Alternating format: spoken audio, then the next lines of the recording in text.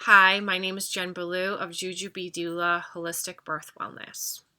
So I'm sharing this video today to talk about the fourth trimester.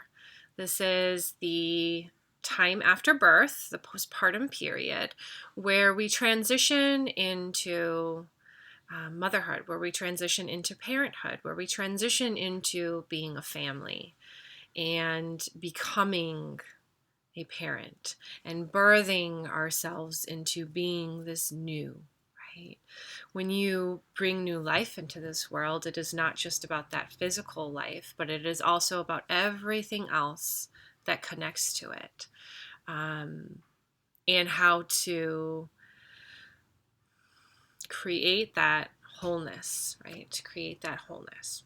And so within this time period, it's very, very important for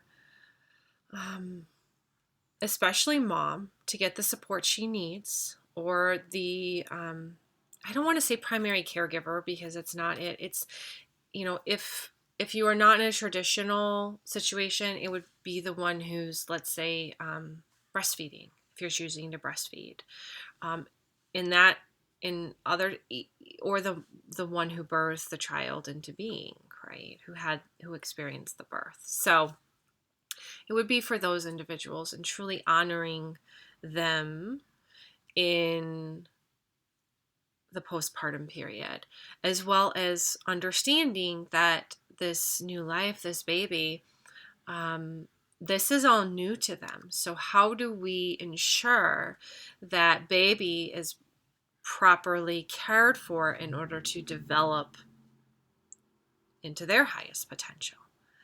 And so we nurture mom, because mom is the one that is taking care of the baby, right? Mom, or that, that sacred feminine, right? The feminine, whoever's taking the feminine role within that experience, nurturing this new life into being, right? So we look at things like optimal nutrition, not only the food sourcing and where this food comes from, but the balance within the food that the lactating individual, the nourishing individual is giving, and is receiving and giving, right? She's receiving and she is giving to this new child optimally.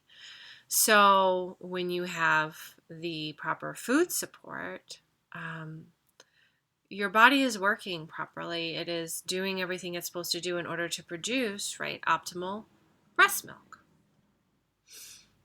And so we look at things like that. We also look at what is she being fed? What is the sacred feminine being fed? How is she being nurtured? So what meals to prepare? Postpartum meals specifically designed for the postpartum experience and the postpartum body. So I always recommend that my clients, get a doula. If they can't work with me and they're not in Southern California, get a doula.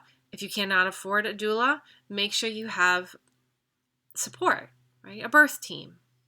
And we can start to look, well, what does your birth team look like, like within a session with one another, to help you, get prepared for birth. So we would do this, through my free discovery calls. We can kind of chat a little bit and see what postpartum recovery looks for you, and then we can see if any of my support offerings work for you, whether that be in person in Southern California or whether that be anywhere else. So we look at those things. Sleep. Let's talk about sleep. What does sleep look like? There's more options than you think that there are. And it really depends on your own individual situation. So if you're choosing to exclusively breastfeed and you're getting everything you need, and you're being tended to, and you're being cared for, and baby's being cared for, and you're not using any, chemical substance, right? Then according to the new guidelines that have been put out, your best option is to bed share. That is what is best for mommy and baby. I bet you didn't know that. This is, again, that is exclusive to those who are exclusively breastfeeding. And there are scientific reasons behind bed sharing. But, in that regard, you look at traditions everywhere and cultures everywhere. We've been bed sharing forever. There's nothing negative about bed sharing, right? But within this day and age, we also have to be wary and understand the precautions and what does safe sleep look like. So we talk about what safe sleep looks like, how to ensure that you have a safe sleep environment for baby, that baby's going to be well tended to and will be safe from like asphyxiation and different things like that, that they're not, that they're close and they're nearby, to make baby feel safe and to allow baby to develop properly. So we talk about those kinds of things. We go over those things. We connect to those things. What does, the breastfeeding relationship look like? Am I making enough milk? Usually you're making enough milk. We've been taught to not trust our bodies. We have been taught to not trust our bodies. So how do we begin to trust our bodies again? So I can guide you through that process. And how can you still put your conscious mind at ease that your baby is getting enough? We look at how many wet diapers is baby getting? Is baby having regular, bowel movements? Is baby, thriving? You can see. Does baby seem happy? Or is baby unhappy? There are very easy ways to check on the well-being of your newborn. How do you communicate with baby? So learning baby cues. What does this cry mean? What does that cry mean? How do you learn that process? I can tell you these things, but I want to teach you the learning process. So how do you connect to understanding that it's a learning process, and you're not going to know immediately. You're going to have to learn it. You're going to have to learn baby's cues. Learn how baby communicates. Because every baby will communicate differently to you. There's, certain things that, are just kind of universal and you just kind of know. But it's trusting yourself once again, right? But it's trusting yourself in the sense of you are getting all of the information and all the resources and all of the support that you need in order to, because sometimes we may not be able to integrate, right, that knowledge or that resource. And so how do we kind of clear through some of those blocks? We look at, again, the role of each person on the in the postpartum team, like who's coming to support you, who's coming to help, when is, if dad's going back to work, when's dad going back to work? If mom's going back to work, when is mom going back to work? What does that look like, and how to navigate that journey, how to introduce bottles at the right time in order to ensure a smooth transition when you go back to work? What does pumping look like at work? How do you stay connected to baby throughout day in order to keep, your lactation going? How do you connect to baby throughout day to allow for the proper hormones to create milk and optimal milk? So it's that. It's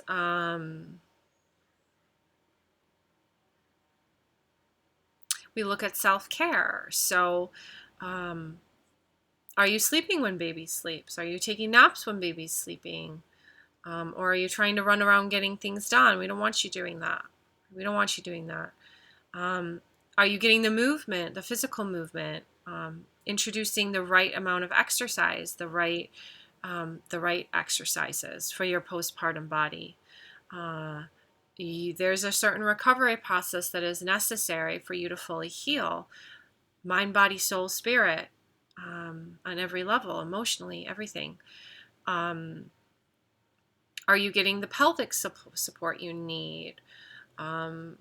We can talk about belly binding and ensuring that you everything goes back into its proper space, right? And everything heals optimally. We can talk about vaginal steaming and the benefits of vaginal steaming in postpartum restoration, sitz baths and wound care when it comes to a tear or C-section wound care. What does C-section wound care look like? We can talk about placenta encapsulation and the benefits of placenta encapsulation and how to incorporate that into your recovery process.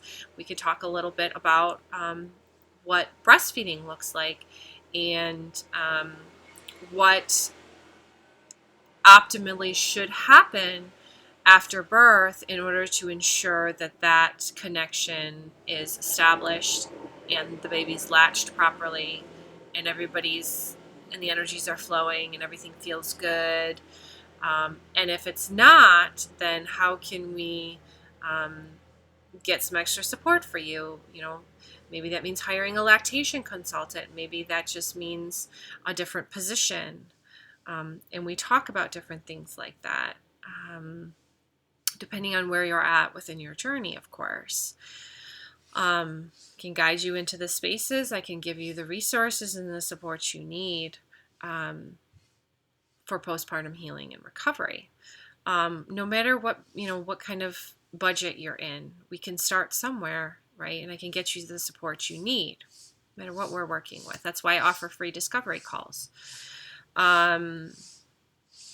So how do you balance your emotions, and how do you regulate, come back into a hormonal balance? How do you honor the journey and understand that a lot of this is just normal, that you will go through this and this is okay, and how to recognize when it's not normal, when you're experiencing postpartum anxiety, depression, or perhaps psychosis, right? What's normal, what's not normal, when to seek help, when not to seek help, especially when it comes to baby care as well. When do you seek help, and when can you figure it out on your own?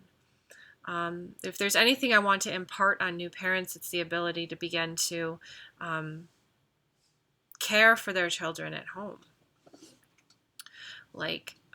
and not need to go to the pediatrician for everything, because they will just naturally give you whatever is in their repertoire. But sometimes, you don't need antibiotics for every ear infection. Ear infections can heal on their own.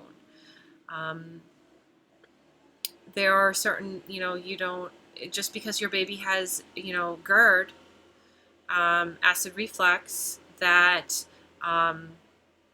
you don't need to put them on, Zantac or one of those, or Mylicon. Perhaps it's just changing your diet. So we look at your diet. What are you eating? How do you change your diet in order to relax baby and baby be able to digest easier and not get so upset?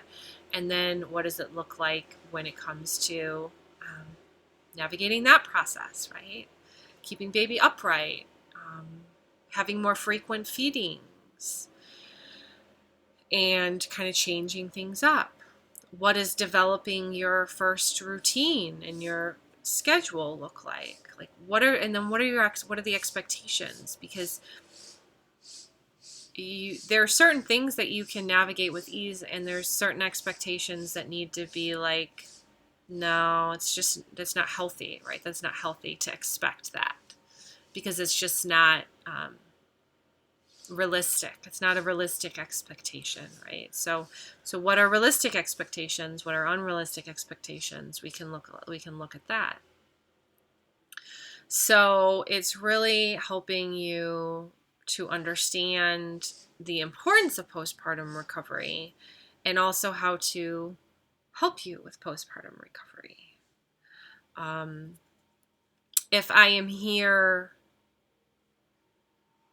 if I'm working with you locally, one-to-one in your home, then we do this in your home, right? And I prepare you prior as well. You receive my prior preparation, but then we also were able to work through it at home. And then I can teach you so that when I leave, you know how to continue to move forward optimally. And so the way I see it is this is necessary in order to have the everything after that going forward be in right alignment and structured, and you getting everything you need and setting things up, moving forward. So, everything matters at that time. And yes, that's not to say that there's like this rigidity there, because there's ways to kind of, you got to go with the flow, right? This is not rigidity. This is going with the flow. Okay, so perhaps, baby only sleeps on your chest for the first couple weeks. That's okay. If that's what works for you, that's okay.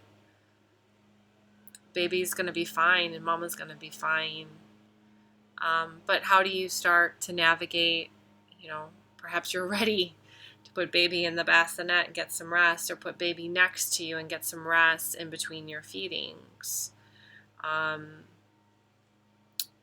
you're not creating any, harm to that child by letting baby sleep on his chest. And it's knowing that there's a lot of distortion surrounding that. Harm comes from cutting off the connection, of not nurturing, right? Harm comes from not shifting into new spaces and trying new things out. And so everybody's learning and moving and thriving, right? Learning new things, right? So baby's learning how to fall asleep on its own, on their own.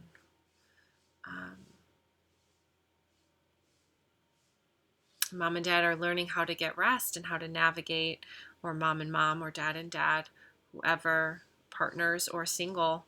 I'm a single parent. I know what it's like to navigate that journey with just you. How do you do that? It's a challenge. It is a challenge, and my heart goes out to all you single moms. I know, and I'm like full-time single mom, so I don't have dad's not around, so I know how it can be at times. So again, just being inclusive with all this.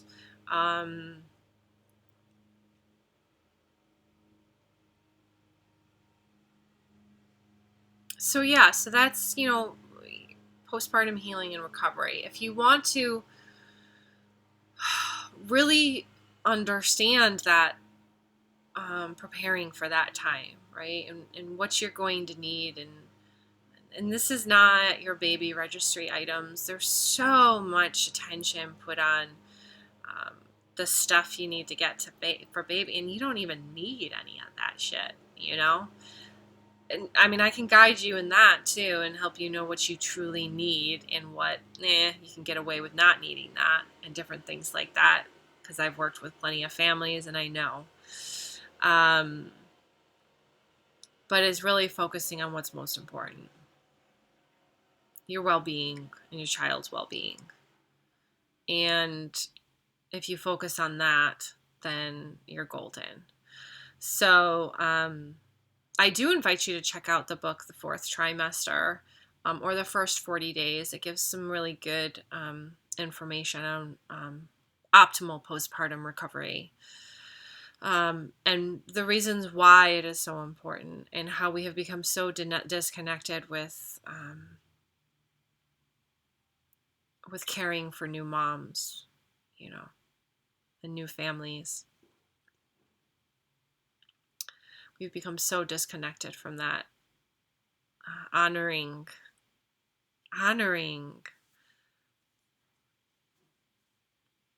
of, that process. And so I hope to bring some of that back. So if you would, if you're interested and you want to work with me, please schedule a discovery session with me. They are free, and we can talk a little bit about what postpartum recovery looks like for you personally and how I can support you on your journey into receiving the best postpartum recovery that you deserve, right? You deserve it. So check out my website below. That's where you can schedule the discovery call. I'm also posting below some information on some of my other services if you want to go there, as well as the discovery call itself and a little bit more about what to expect for that. And until next time, toodaloo.